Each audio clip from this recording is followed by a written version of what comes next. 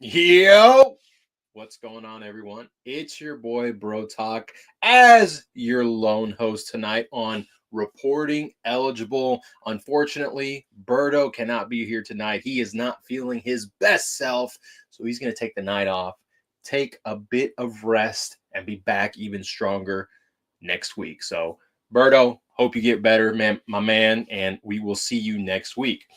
Now, today's show is going to be a little different than normal. Okay, I know the title says picking best players in each division, which me and Berto we're going to do together, but I don't want to do it without him because a difference of opinions is good because me and Berto, although we see eye to eye on a lot of things, we have some different opinions, and it's good to talk about it and just see different points of views.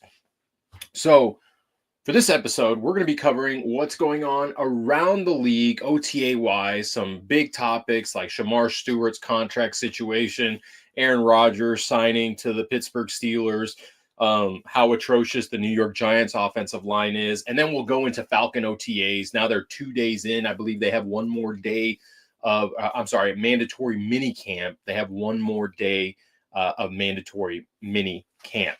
So, to start off, I want to talk about Shamar Stewart. And, hey, look, Berto in the chat. Berto, appreciate you being here, man. Even in bed, sick, snuggled up under his blanket with probably a little warm beverage to make him feel better. But Shamar Stewart, a lot of people are slandering his name. I've seen a lot of bango. Bro got sick. Watching Pedic Spirals, absolutely. A lot of people are slandering Shamar Stewart's name. Oh, he only had 1.5 sacks in college. Why is he being such a diva and trying to request certain amount of money? Pump the brakes here. Okay, everyone needs to pump the brakes because if you think Shamar Stewart is the problem, you need to open your eyes. This is a Cincinnati Bengals problem. They have had this issue year in and year out, all the way back to what was his name coming out of Alabama, the offensive tackle. I can't even remember his name, but it was back in the early 2010s where there was contract disputes. They won't pay their star edge rusher in Trey Hendrickson, who was the leader in sacks last season and also, been in the top 5 every single year. He's a difference maker, and the edge position for the Bengals is atrocious, hence why they drafted Shamar Stewart. So what's the issue? Is it numbers? No. Shamar Stewart has flat out said the money is fine. He's fine with it. But apparently the Cincinnati Bengals are implementing a new verbiage to their contracts. I think the wording is avoid. And what does that mean? And Shamar Stewart's going to be the first. He's the guinea pig.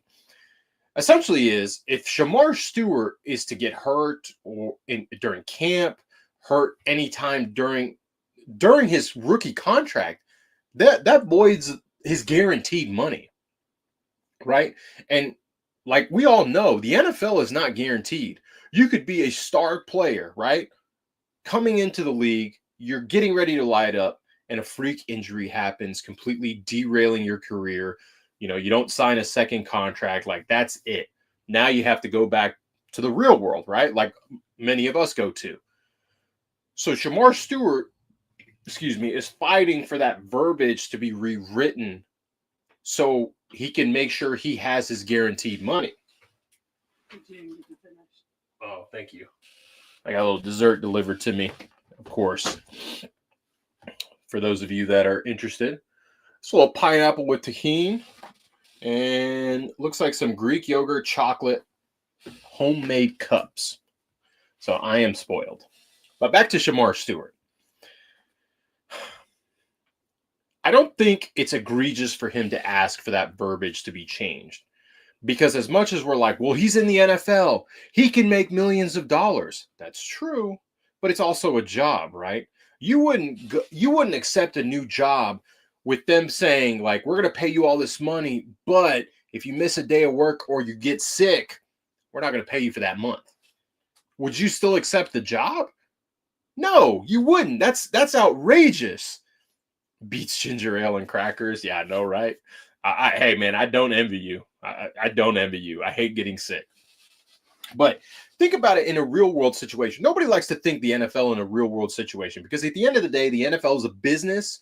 The owners are the business runners, and the players are the employees, right? The employees make the business run, right? The NFL is the NFL because of the players and this, all the highlights that they provide for us. So why would Shamar Stewart accept that? Like, that doesn't make any sense to me. And if you can't see it, I don't know what else to tell you. Bengals are going to bangle until they change this. Shamar Stewart, stand strong. Don't worry about the stats, man. Get your money. Don't hate the player, hate the game. What's up? What's up, guys? I'm going to shout out the chat real quick while I take a sip. Rod, what's going on, my man? Berto, I know I'm lucky, man. I had to scarf down my dinner before I got onto the show. I was like, babe, this show's about to start. Repeat the Shamar issue. I'm late. We were just discussing the Shamar Stewart holdout situation and how people that think it's, Shamar Stewart is the problem. I believe that they're wrong. This is a Cincinnati Bengals problem. What's up, Bones, man? We're just covering topics in the NFL, and then we're going to cover mini camp, some headlines for the Falcons. But the Cincinnati Bengals have always been, it almost feels like they're a crooked company, right? They don't take care of their star players in a timely fashion. It has to drag out to this point. And then it just leaves a sour taste. Now, Shamar said, he hasn't soured, right? Our own Kelsey Conway, who used to cover the Falcons, now she covers the Cincinnati Bengals. So this is a good question. I thought rookies had a locked in race. They do, based off the position, or not position, based off the spot they were selected. It's the verbiage. Shamar Stewart's verbiage apparently is slightly different than others. Maybe it's not, and other rookies are willing to accept it. But the verbiage in there indicates that if some sort of injury were to occur in camp or something, it would void his guaranteed money. And apparently he's the guinea pig. This is the first contract that they're trying to do. But my point is that the Bengals, they have an ownership problem. And honestly, that team should get bought out. It should, much like the Commanders when they got bought out from the Snyder family. And look at them now. The players, the facilities, the fans, the coaching staff, everything improved by a change of ownership. Now, the Bengals, I think, are going to be a good team this year, but it makes you wonder, right, why Jesse Bates didn't re-sign with the Bengals, right? The team that drafted him. It probably had to do with him not wanting to do the contract negotiations, and then Atlanta willing to pay him the money and the verbiage that he wanted in the contract. Guys, it's not like black and white. This is how much we're going to pay you. Here's your bonus. There's verbiage in there that could hurt the player. And, the players are getting smarter and not just signing any contract. They are reading all through it. And Shamar Stewart's agent, I think, is doing a good job protecting the young man. Forget the stats in college, man. He made it to the NFL. Give him his money, right? He has to play for it. He knows he has to play for it. He wants to be out there. But at the same time, like, it just feels, it feels dirty for them to try and void any of that.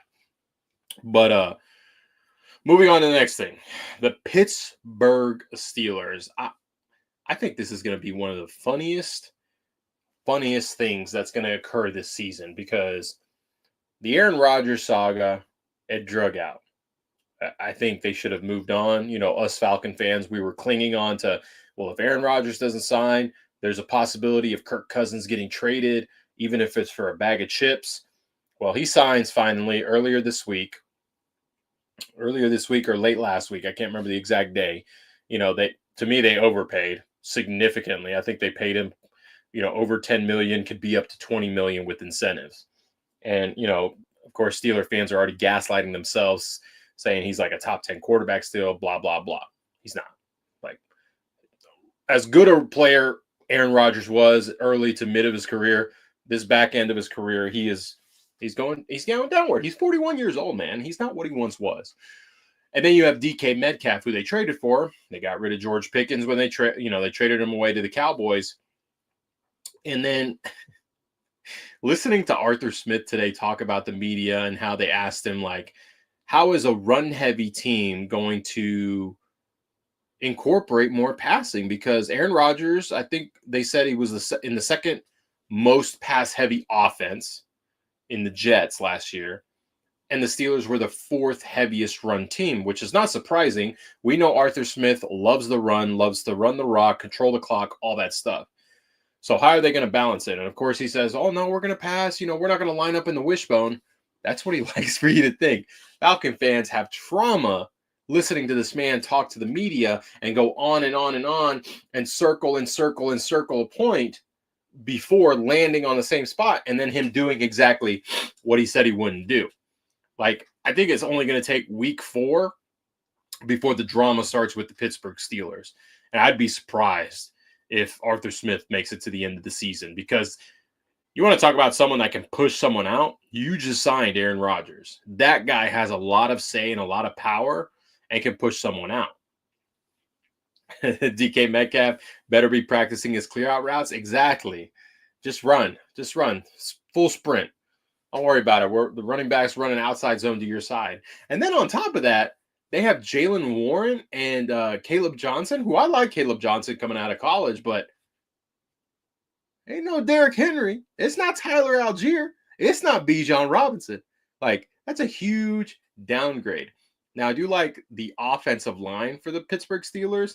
Last year's first-round pick, Troy Fautanu, is back from his knee injury.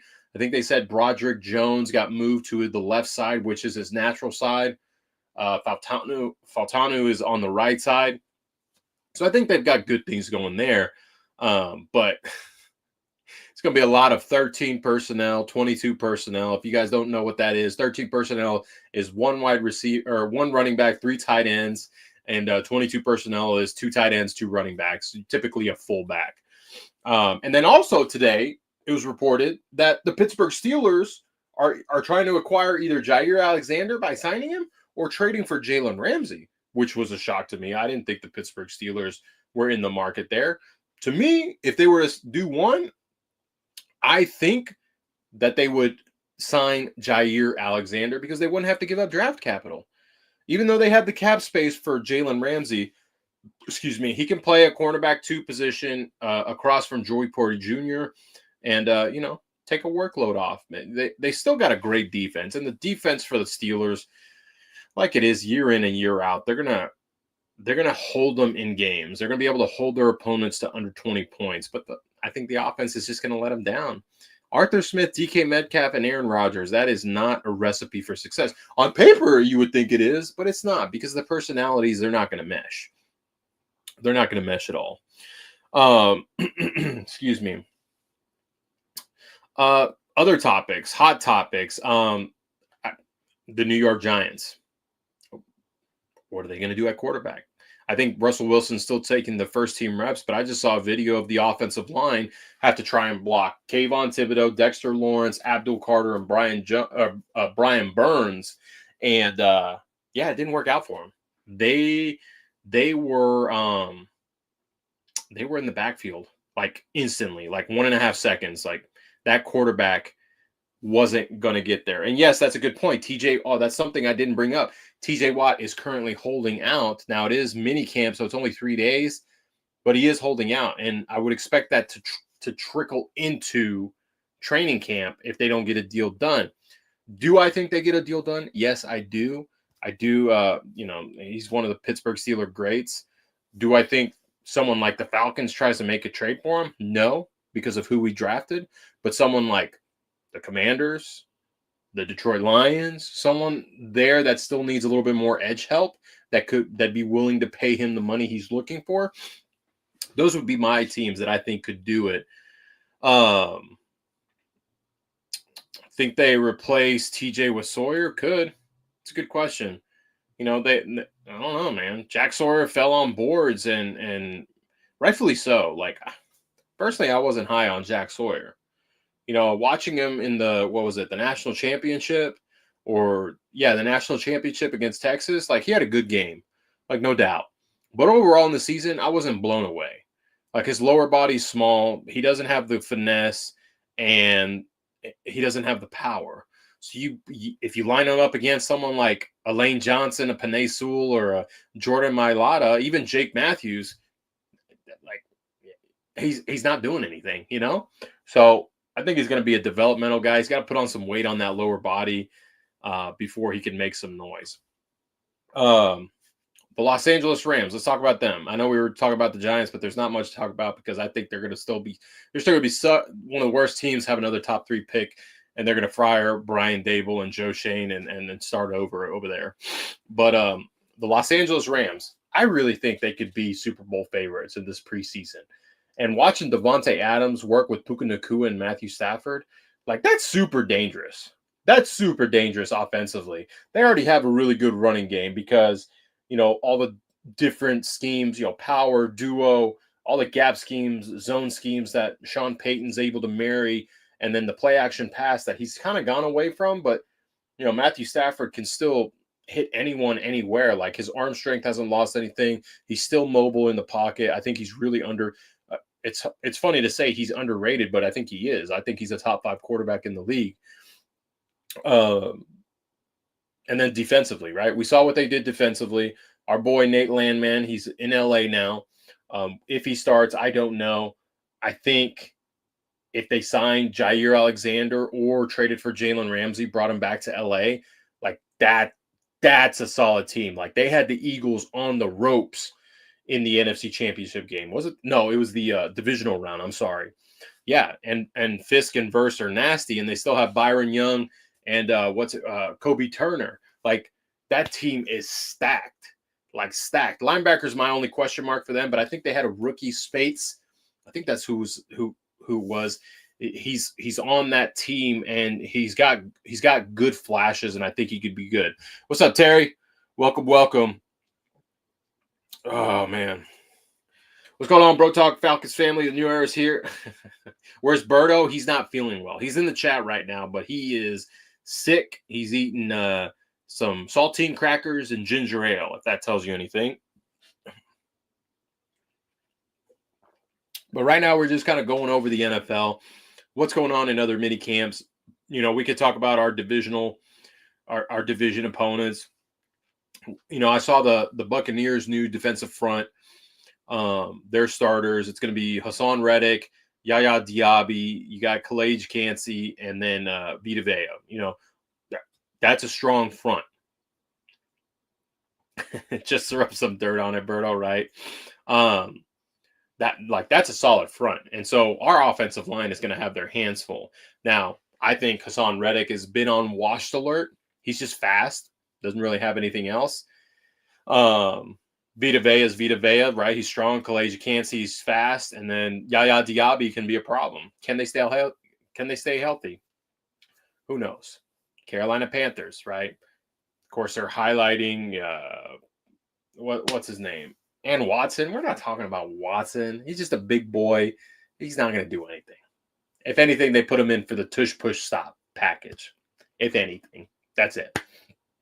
But Carolina Panthers are highlighting a lot of Bryce Young, T-Mac, Hunter Renfro's there trying out for a spot, Xavier Legette. Like they're showing a lot of the offense, which makes me think the defense isn't all that great. Now, hold on, let me back up. They've shown a lot of Nick Scarroton. They've shown a lot of what's his name? Princely Umanalian. I can't say his last name, but Princely out of Ole Miss.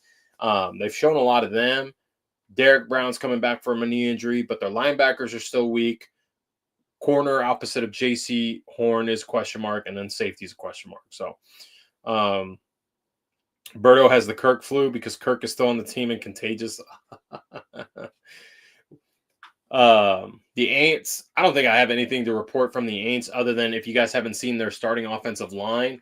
Left side is going to be Kelvin Banks, Trevor Penning, Cesar Ruiz, Eric McCoy, or I think I have Ruiz and McCoy flipped.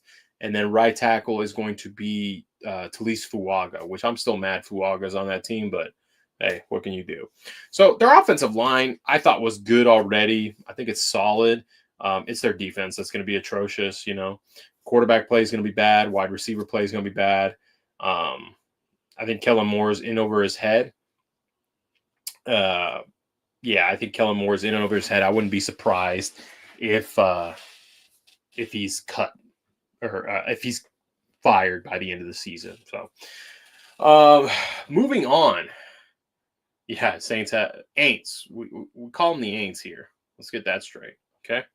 Yes, Aints have Walker's son on the line. It's so funny because Aints fans are like, "Oh, Jalen Walker's dad's on our team," but it's like they had a good battle, but I think overall Jalen Walker won that battle.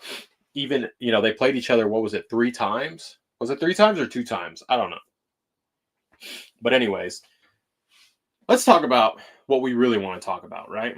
And that's the Falcons. Falcons minicamp has been going on. Mandatory minicamp has been going on for the past 2 days. And we're going into day 3 tomorrow. And for the majority of camp, everyone's been there. Now, Morgan Fox, here we go. Here's a good question. Bro Talk, do you Walker, Watts, JPJ will start? I think you're asking me, do I think? I think Walker and Watts are going to be the starters. Now, I also think Billy Bowman, I think, may have won the nickel position based off the reps and what we're seeing. But JPJ, I think, will work into the starting role by midseason. I think Leonard Floyd is going to be our starter on the front. But day 1, it was, individual drills, not a lot of team activity. It was just getting the young guys acclimated to what it's like in the NFL so they can really ramp it up in training camp. And day 2 was the same thing. So we got to see some highlights. We got to see some highlights of Michael Penix slinging the rock, Drake London making some great catches, Ray making catches, Darnell Mooney. The defense is really where we wanted to see, the rookies. JPJ didn't do anything with the team initially, day 1, but in day 2, he got to move around. I think Leonard Floyd is going to be the starter there. And Jalen Walker, like he's everything that was advertised. And Raheem Morris talked about that even more. Like, he is everything we saw on tape and more.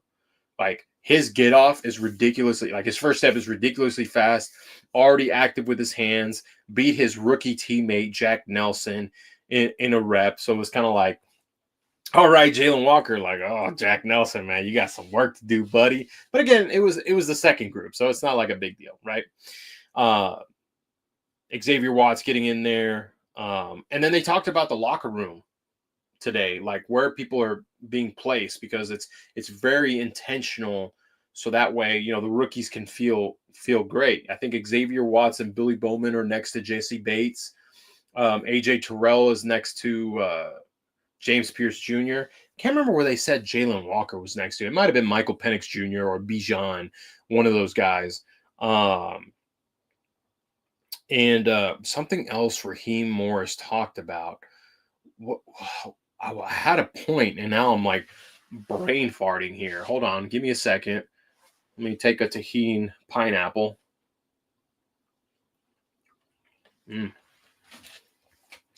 What the hell was I gonna? Oh, Joe Patrick, right? Joe Patrick, what's up, man? Welcome to the show.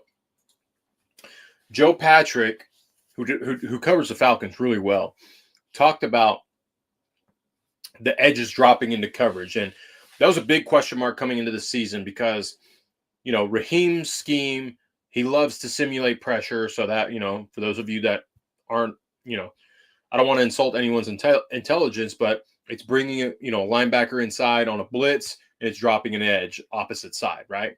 Because then the quarterback thinks they have an opening, they don't, and then, good things happen. So Raheem in LA did that a lot. We saw that a lot, and it was a big gripe from fans because you'd have Judon in coverage, you'd have AK in coverage, Lorenzo Carter in coverage, players that don't necessarily need to be in space. And we weren't sure if that was coming back because when Jeff Ulbrich was brought in, if you watch the New York Jets from last year, I didn't see one time the edge guys dropped. They were lined up in the 9 technique, and it was go get the quarterback or set the edge or whatever. So to me, it was like, what's going to happen? Well, Joe Patrick today talked about it, and he said, it's not going anywhere. Simulated pressures and the edge is dropping into coverage, it's still going to happen. How much it's going to happen, we don't know. We won't know until the season starts and we really get into the nitty-gritty of week 1 and all the way to the end of the season. But he made a very good point. Who would you rather have in space? Matthew Judon or James Pierce Jr.? The obvious answer is James Pierce Jr. because he's a much better athlete than Matthew Judon. Hey, no disrespect to Judon, right? They're just a different type of player. Obviously we want James Pierce Jr. to rush the passer, but whenever it's called and he has to drop into coverage, there were times the Tennessee Volunteers asked him to do that so he feels comfortable. Jalen Walker, I forgot the words, but he's not, he can drop into coverage because he did it in Georgia as an off-ball linebacker. So what is it going to be? What's Bones got here? I'll be surprised if they drop the edges as often as last year. My guess, the drops will be part of some drop 8 coverages. I totally agree. And for those of you that don't know what cover 8 or cover 6 is, it's the amount of players dropping into coverage, but it's depending on where the quarter have, where the responsibilities are, whether it's to the field or the boundary. That's all it is, right? Whatever the call is or the check is. So that happens. Walker played nickel too? Really? Did not know that.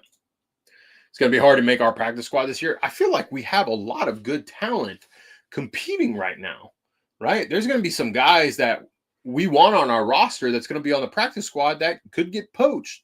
And we'll talk about one guy, Kobe Bryant, everyone's favorite undrafted free agent that we signed. I think he's going to make the team personally. Now, for whatever reason, if the coaches don't feel like he's good enough to earn a roster spot and he's on the practice squad, I don't think he lasts long there because they're cornerback needy teams like the Packers, right? They just released Jair Alexander and they have someone, what's his name? Bo Melton, a wide receiver, taking reps at corner, right?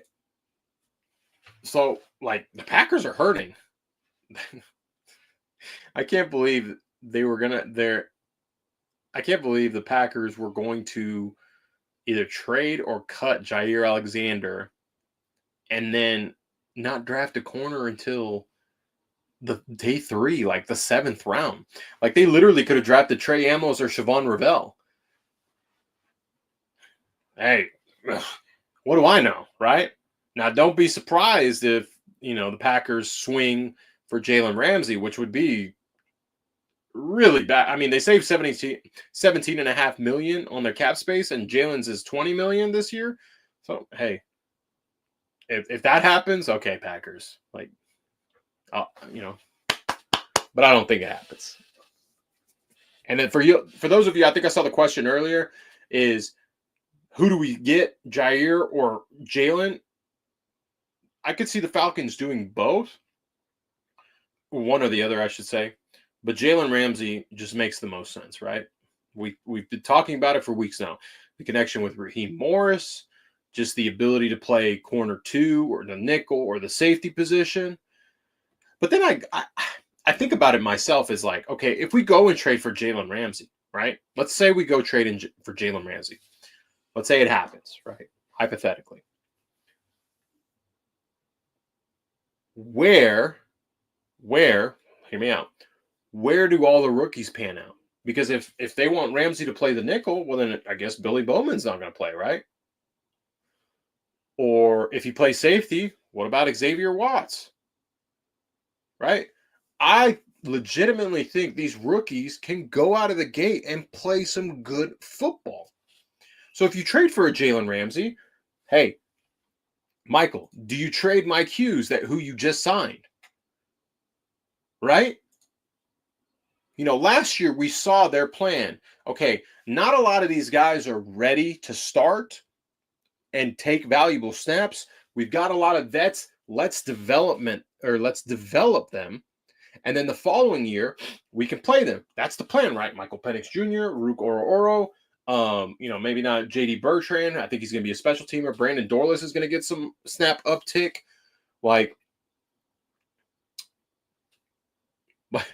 So I'm not saying Jalen Ramsey wouldn't improve our team, because he would. He could still play at a high level, but I'm thinking long term, right? So what's the long term? Because I think Ramsey still has 4 years on his deal. What does that mean for Xavier Watts or Billy Bowman?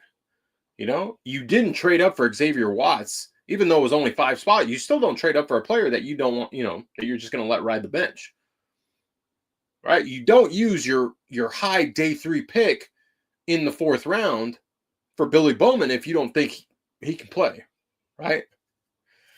So it's going to be interesting once roster cuts start happening, who's going to make the team and who's not.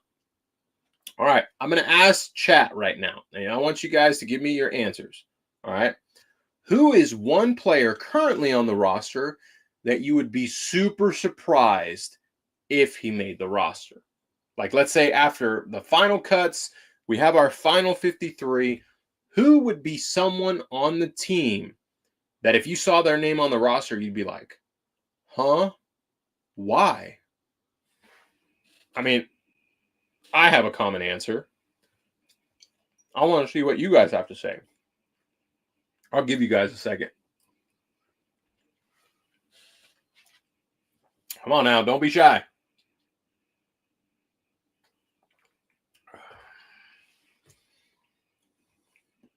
Nobody?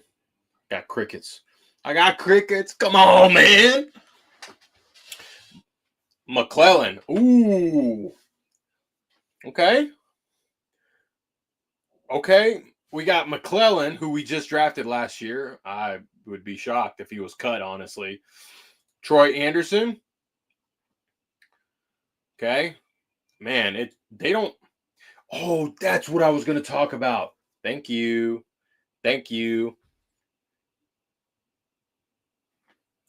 Casey Washington as well. Wow. Terry would be super criticized. Nick Nash? Really? Bones, I'm talking about the final 53. No practice squad. Bro, man, who does Walker remind you of as a linebacker, the past or future? Ooh. I mean, his build is a little different. He's more athletic, but dude, I could see a little bit of T-Sizzle, little Terrell Suggs action. Jalen Walker's a much better athlete, but and maybe that's not a good example. Malone, yes, that's a good one. D'Angelo Malone. Be surprised if but hey, he's taking snaps in the inside linebacker room. Kevin King, okay. Now I will say Kevin King, in my opinion, coming into the dime package, I think he played really well.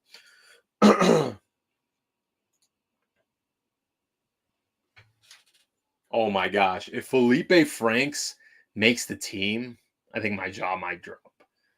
If he's a good special teamer and he adds to that room, okay.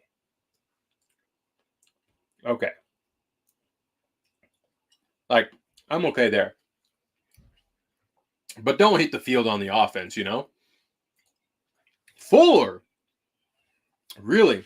You think Jordan Fuller shouldn't be on the team? Interesting. Okay. Now, going back to the Jalen Walker question, it's hard for me to say, man. Who does he remind me of? I mean, he has a similar build to Jesse Tuggle.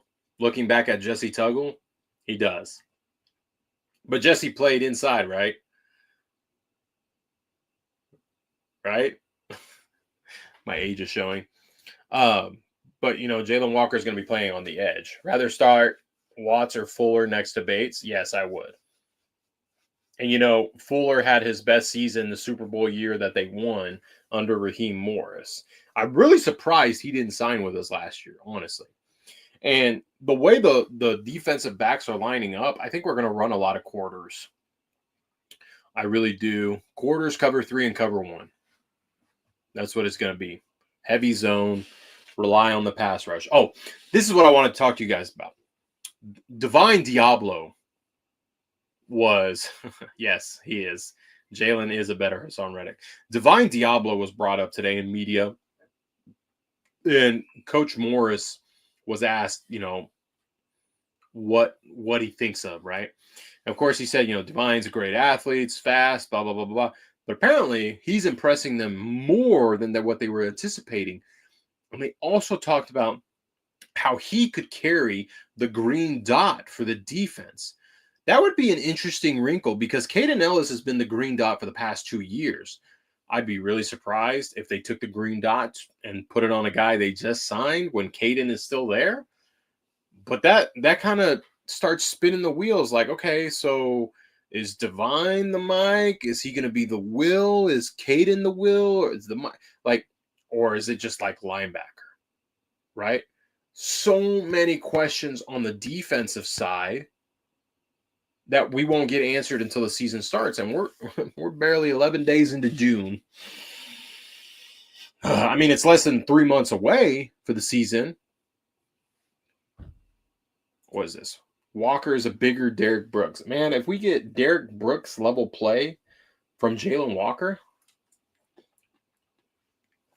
I will make an apology video. Because if you guys remember, I wasn't like super high on Jalen Walker. He wasn't the guy I wanted. But again, I'm happy that we drafted defense. Divine would really have to earn that in a big way. That includes preseason. The way Raheem is approaching minicamp and, super precautionary with players, I don't think we see the starters.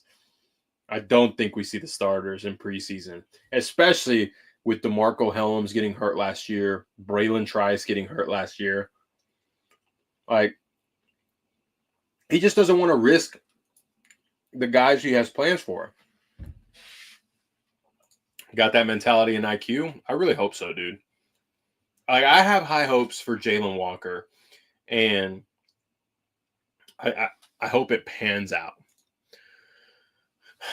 Offensively, I mean, what do you guys want to talk about for the Falcons? There's not much to talk about right now because they're still as bad as Vegas was. Divine had Antonio Pierce as his head coach. What does that mean, Bones? Did you not like Antonio Pierce as his head coach? I don't think. Who was his defensive coordinator? No, here's a trick, Michael. Here's a trick. Y'all got to go to early service. Go to early service. If you guys go to church on Sunday, go to early service. And that way you can be home in time for the game. Right? You guys, I'm in Central Time. So the game always starts at noon. But I did live in the Eastern Time zone. So 1 o'clock games were always weird to me. You could definitely go to church and make it back in time for kickoff. Come on now.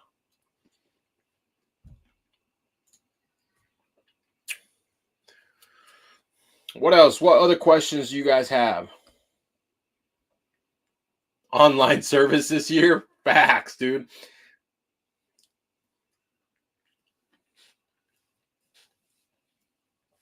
Oh, that's a good point, Bones.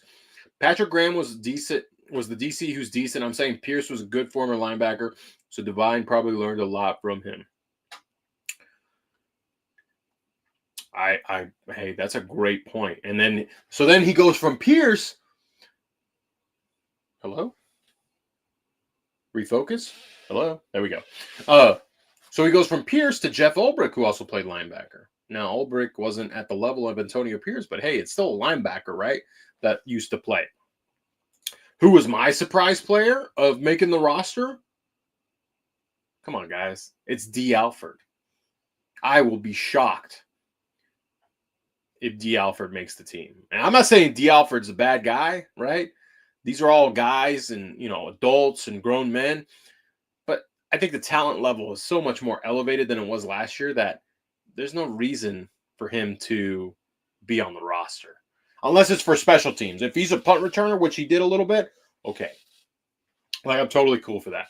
But he needs to be at the bottom of the depth chart when it comes to corner and nickel,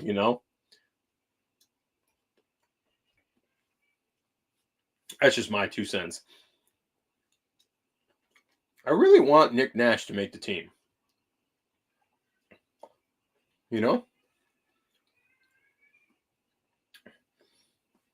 He'd fit on practice squad, yeah. Bro, man, do JPJ remind you of a young LT? Hey, Terry, with all respect, I'm going to stop you right there. It's going to be old. The only player I would say reminds me of LT is Khalil Mack. Okay. JPJ, just because they have similar build, reminds me of a young Leonard Floyd, but better. You know, all you Bulldog fans know who Leonard Floyd, or hey, Javon Curse. Berto has said that very many times. And if we get Javon Curse level production, hey, we won.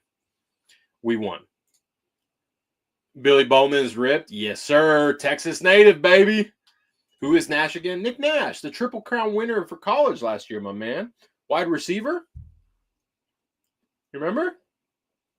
He was actually the first undrafted free agent we signed. He reminds me a lot of Puka Nacua. A lot. And Cooper Kupp. Not the fastest guy, not the shiftiest, but understands leverage, understands the weak points, understands how to get open. And, you know, he's a reliable receiver. He's a possession guy, right? You don't have to be the fastest guy. You just have to get open.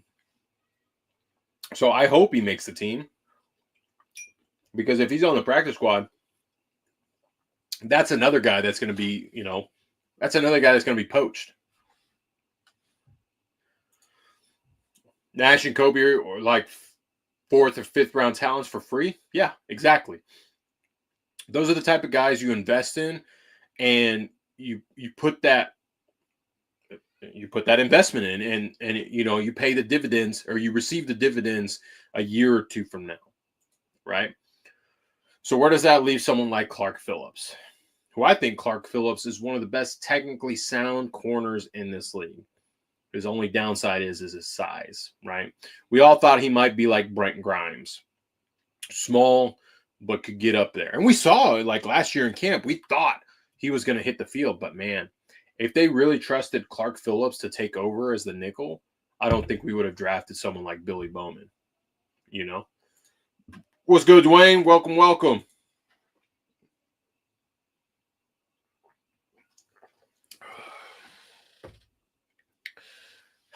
I'm really hoping, you know, I'm going to talk a little bit about a couple episodes ago of what we talked about, Berto and I, is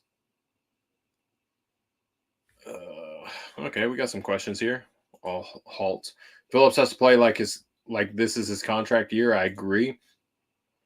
Name the last twitched up edge rusher we've had before Jalen or James Pierce Jr. Twitched up like them? I mean, it probably was John Abraham, honestly. Always great content. Appreciate you, Dwayne. All right, Bones. We ran a healthy amount of RPOs, I think, last season, but not much variety. You think we expand the amount and types of RPOs we run? No, because I don't think they view. Well, no, I lied. I think they do. It's going to be interesting how they open it up, because if you're still running heavy pistol, it's hard to do an RPO there. You know, it's got to be quick game. You know, I'm not like an RPO expert, but I think they need to run more of it because of the threat of Bijan and Tyler too when he's in the backfield, and you can get quick throws. You know, those are the type of things that you can do, you know, with Kyle Pitts, right? Everyone's wanting his target share up. Darnell Mooney, right? All that. That's a good question, Bones. That's a good question. I think I'm going to try and get either Joe Patrick or Flick or one of these other, you know, media people to ask the question. So that's good right there, man. That's a good question. Do you think Tyler will be traded to Pittsburgh if the running backs don't pan out? By like week 6 or 7, I would expect them to be calling. And being that Tyler is on a contract year, I don't want to see him to go. Like, I don't. He's like one of the most loved Falcon players. I think universally the fans love him. Like, he's no nonsense. He's a great runner. He's a physical runner that, moving from linebacker to running back, you see that. And it's a business at the end of the day. If we don't pay him and extend him, he's going to get a bag somewhere else. We make the comparison all the time. I think it's true. He's going to be like Michael Turner when we signed him away from San Diego. The same thing's going to happen for Tyler, and he's going to be 1,000-yard rusher for a team for, 3, 4, 5 years, or however long his career lasts. Right? Tyler's got a great future, and I want it to be with us, but we drafted Bijan. When you draft a running back that high, it's because you want to elevate the game. I'm not saying Tyler was a bad running back. He wasn't. But, Bijan's, they're different type of runners, right? I want to keep them both, but I don't think it happened. Yeah, Bijan loves him too.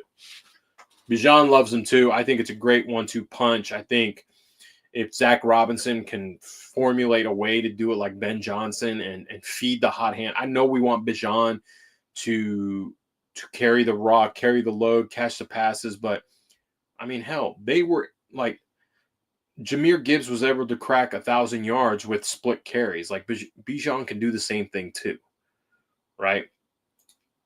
I don't want Penix running. I don't care about his 40 speed. I don't think he's going to do a lot of running. If anything, it's going to be scrambling and, if he sees an opening. Definitely Beasley wasn't twitchy. I don't want to get started about Tack. Tack had a similar build to Gerard Verse, but Gerard Verse is just different, bro. Tack McKinley just did not pan out. I loved his energy. I did coming out of college, and then it just kind of was like, he's not getting to the quarterback. He's not.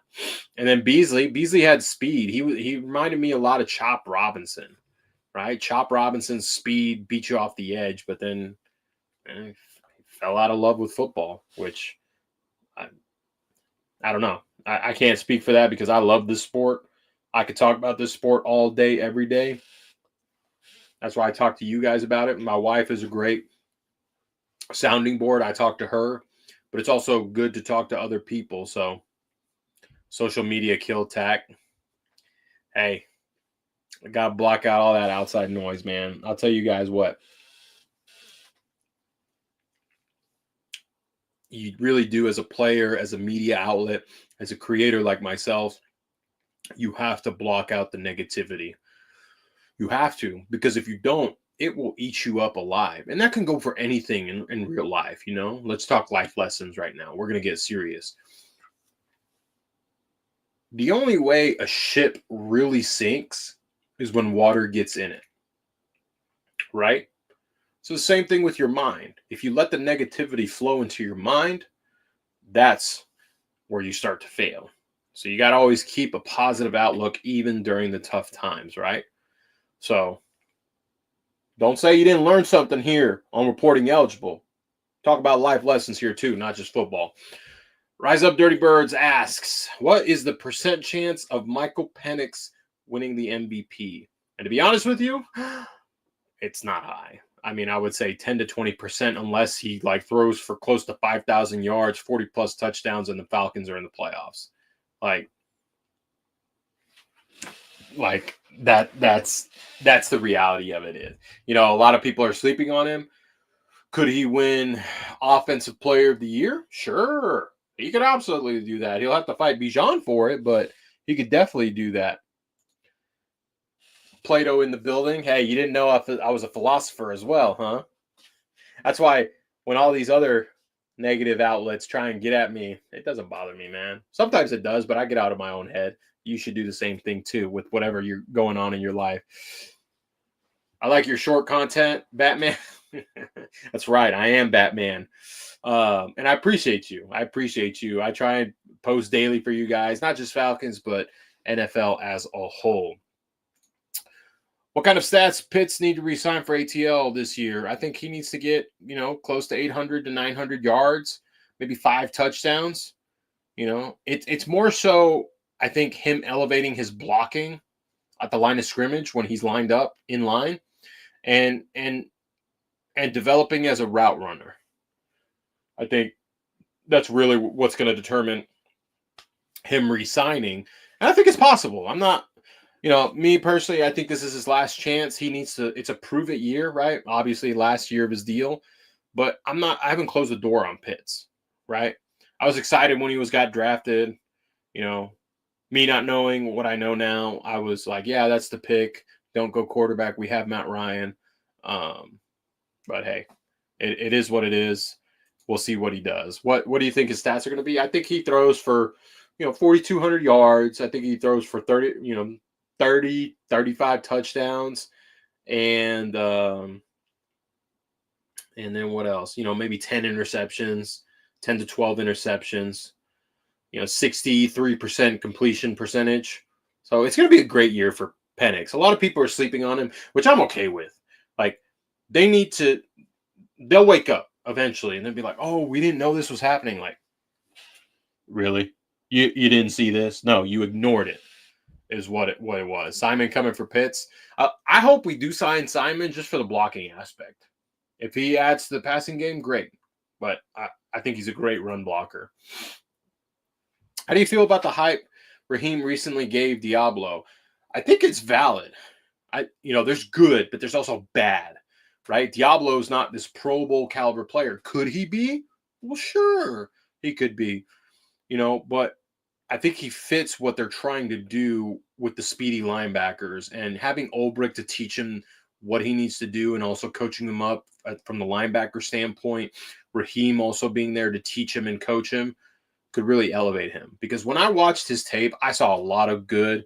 I did see some bad, but I saw good. So I think I'm on the other side. A lot of people like, why did we sign Diablo for $2 million, or for 2 years, $14 million? I thought it was a steal. And if it pans out, it pans out. If not, you just cut him. You save money next year. Michael Penix Jr. probably has one of the strongest arms in the NFL, better than Mahomes. Yes, I said it. Nah, top 5? Sure. Terry. It's Mahomes, Josh Allen, Matthew Stafford's up there. And then, yeah, you can put Penix up there. Yeah. I'm just saying, let them sleep on him and he'll wake them up this year. I'm going to tell you right now, if you play fantasy football, you snag Michael Penix Jr. and you stack him with Drake London or Bijan Robinson. I'm telling you right now, if you're able to do that, you're going to win your fantasy league. Oh, you didn't know I had fantasy advice too? Hey, reporting eligible. We do everything here. NFL, Falcons, fantasy football, philosophy, all of the above. You didn't know that, did you? We haven't had more than 21 passing touchdowns since 2020. Yes, Penix will shatter that. Penix will absolutely shatter that. In fact, I think by 30 by week 10, bro. Week 10 to 12, he'll have close to 30. And the league's going to be like, who is this guy? Like, really? That it still baffles me that everyone's like, oh, who's going to have a better, like, picking up Rodgers and Metcalf in fantasy, what could go wrong? Bones, look at me when I'm talking to you. Godspeed, brother. Godspeed. You have Arthur Smith as the play caller. I'm excited for this year just because we're actually going to have a pass rush. Yeah. Temper your expectations, right? Temper your expectations, but it's definitely going to be better than last year. For sure. We saw an uptick in pass rush last year when Raheem took over the play calling. And, yeah. Everything. What? Huh? I'm not following there. But, yeah, it's a lot of people in the national media, they're just completely like brushing the Falcons off. Now, granted, Falcons have earned that, right? Not panning out and doing what they're supposed to do year in and year out, but you got to look at what the Falcons have and what the end of the year. Oh, what could go wrong? Okay, I got you. MPJ is like $6 million man with all his injuries. Yeah. Penix and Mahomes are the only FBS quarterbacks that are. Hey, man. The same people. Look, listen. I don't know if many of you know this, but I am a Texas Tech fan. I've been a Texas Tech fan since the year of 2013 when I met my wife. She is a Texas Tech alum. And I'm going to give you a little backstory of me. I live in Texas. I live in the Dallas Metroplex. My wife was a lifelong Dallas Cowboy fan. Saw the Cowboys win 3 Super Bowls in the 90s. Okay? Okay, following me? She's Cowboys till she met me. And now she is a diehard Falcons fan because she gave up her professional team that she would root for as long as I rooted on for her Texas Tech Red Raiders. And that was an easy thing for me because both teams are red, black, and white, right? And watching Patrick Mahomes take over Baker Mayfield's spot, oh, boo-hoo, I got beat out in camp, so I transferred because I'm a little crybaby. And then doing what he did, like we knew that he was going to be great in the NFL. And a lot of people were like, oh, he's just a strong arm. Oh, he's just a strong arm. That's not going to translate. 3 Super Bowls later, okay. 5 Super Bowl appearances, okay. Anyways. Do you think Penix's arm will open up the running game for Bijan? Absolutely. When you have a big passing attack like that, yes. Yes, it will have the defense on their heels. Any update on the... No, there's no update as of now. And guys, when I tweet stuff like that, I am given info, and I take it with a grain of salt because my source, likes to keep me filled in, but I have to keep their trust, right? I can't just give out information without it 100% being confirmed because not only would that slander my name, I would lose the trust of my source. So no update as of yet. I remember when Chiefs fans were outraged when they picked Mahomes, just like, exactly. Look at the parallels. I remember him going, and I was happy. I was like, okay, Andy Reid? Yes. That's Kirk crying? It is, but it's also Baker Mayfield crying. He cried because he lost his starting job to Patrick Mahomes, who took over as a freshman. Is Fuller going to be starting opposite side of Bates over Watts? There's a possibility. Now, what the thing with Fuller is his contract isn't guaranteed. So if he doesn't win anything in camp, he could get cut without any expense to the Falcons, and Watts could take over. I think Watts starts personally, but then again, Jordan Fuller played really well under Raheem in LA, so we'll have to see. What other questions you have, guys? We're just about to hit an hour. I'm just saying we would beat week 3 last year if it wasn't for the refs. Listen, I'm going to tell you like this. Sometimes the refs do have influence in the game. Yes, that's without a doubt. But you have to look at the game as a whole, right? Did the refs affect that 4th and 1 call where Nick Bolton blasted through, shot through the gap, and tackled Bijan? No. We were in the red zone. That was on us because Kirk had 2 calls when he got in the helmet, and it was his decision based off the defensive lineman to call what it was. Any update on Kobe Bryant at practice and how he's looking? I haven't seen or heard anything about him. I know he's been impressing. He's been impressing the coaching staff, so who knows? I think he makes the team. I think he makes the 53, whether it's a special teamer or whatever. I do think he does. Algier missed the block, unfortunately. No, he didn't. It looks like it was Algier, but it wasn't. It was, in fact, the combination of Charlie Werner and Ross Dwelly that messed it up. It was not Tyler Algier who missed his block. But they also missed the call on Kyle Pitts on PI. Yes, Kirk Cousins also missed a couple throws. You got I get it. We should have gotten that call, but we didn't. So then you got to overcome things like that, right? Got to overcome things like that. And I'm not disagreeing with you. That should have been pass interference for sure. And would that have changed the trajectory of the game? Sure. Absolutely. Are you worried about the early bye week? I am slightly. Slightly, but it seems like the mini bye week on a Thursday night game, that they'll get, I think that's where we'll see. I hate having an early bye week. So I am a little worried, Bones, yes. Do you think Nate Carter will take Tyler's spot? He's more like Bijan. Nate Carter. Am I missing someone? No. No, I think it's Bijan, and then it's Tyler, and then it's everyone else. Eagles had a week 5 bye. Hey, see, anything can happen. Chance of London. Listen, about the week 5, as long as we have a winning record, whether that's 3-2 or 4-1 or whatever, going into the bye, like I'm feeling good. Like that'll be a win. What was this question? Chance of London winning the wide receiver triple count? I think it's really low, man. I really do. It's really hard to do. But I do think Drake London cements himself in that top 5 wide receiver conversation, with CeeDee Lamb, Jamar Chase, Justin Jefferson, all that this year. Like he does. He cements himself. Oh, okay. Carter, running back under. Okay. No, he's not going to. He's got to go through McClellan first. He's also got to go through, what's his name? Carlos Washington. I don't think he makes the team. I don't. All right, guys. Well, we've hit our hour. I want to thank each and every one of you for being here. You guys had some great questions. Thank you for joining me, my loathsome self. I miss Berto. But Berto will be back next week, and then we'll get back on topic of what the original plan was for this week.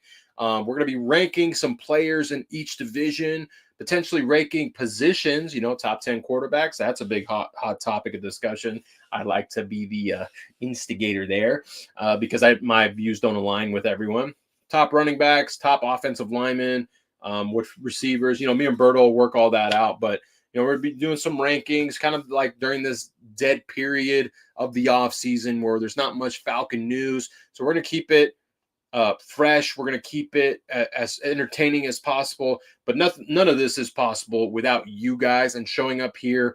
A lot of you guys on the Eastern side, it's 10:30 over there. So I want to thank you once again for joining me. Hey, Rise Up Dirty Birds, you subbed. I appreciate you, man. Be sure to sub also to Berto 95 North Sports Machine or RI Falcons on Twitter. He is also our Atlanta Falcons Bleacher Report content creator. He does go live prior to this show every Wednesday night. So if you want to see Falcons content on Bleacher Report, he is your guy. And for me, I'm just the guy on TikTok. I post daily there, post every 30 minutes on Twitter, it feels like. And then my long form content on YouTube. I promise you a defensive video, guys. It's edited. I got to do the final touch-ups, and it will be posted talking defense. So until next time, guys, thank you so much once again. And Bro Talk out. Great show. Hey, thank you, guys. Peace.